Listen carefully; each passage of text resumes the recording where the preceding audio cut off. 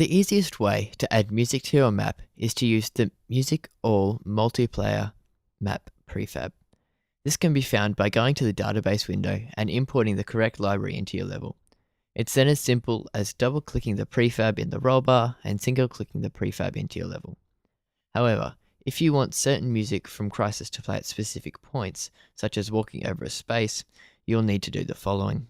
Start by adding a proximity trigger from Entities Triggers in the rollbar and a music theme selector from the sound part of the rollbar. The next thing to do is to go into the database viewer and the music tab. Click Add The Library Open button. and add the act1.xml. This will allow you to use the music from Crysis in your level. While you have this window open, take some time to have a listen to some of the music. To do this, navigate through the folder structure to the red icons. Then press the play button in the top left of the window. This red icon shows that this is a pattern. Each piece of music is identified by a theme, mood, and pattern. The theme is the overarching category, and the mood is the signifier of the level of energy in the music. In my case, I decided to go for the island theme and the action mood. To tell the level that these are the pieces of music that I want to use, I have to close the database viewer and select the theme selector. I then have to type the theme and mood into the appropriate boxes in the rollbar. The next thing to do is to select the proximity trigger and create a flow graph. This is where the music can become as complicated or as simplistic as you like. I decided that I wanted the music to play when the player was inside the proximity trigger and fade out when the player left. So I created the flow graph that you can see on the screen now.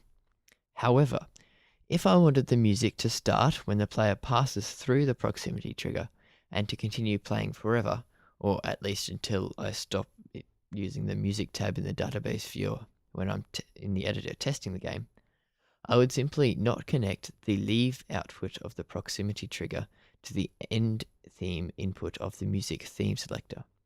If, for example, I wanted the music to start when I entered this trigger and finish when I entered another trigger, I would simply connect the enter output of the second proximity trigger to the end theme input.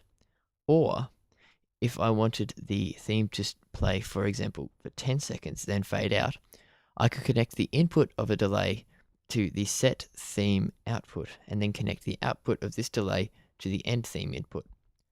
So that's really all there is to using the environmental audio included with Crysis. However, the possibilities with music and the flow graph that I've just described are really only scratching the surface. If you like this tutorial and would like me to do more on the music in Crysis and adding custom sounds and music to your levels, please PM me on CryMod. Thanks for listening, and I hope you learnt something.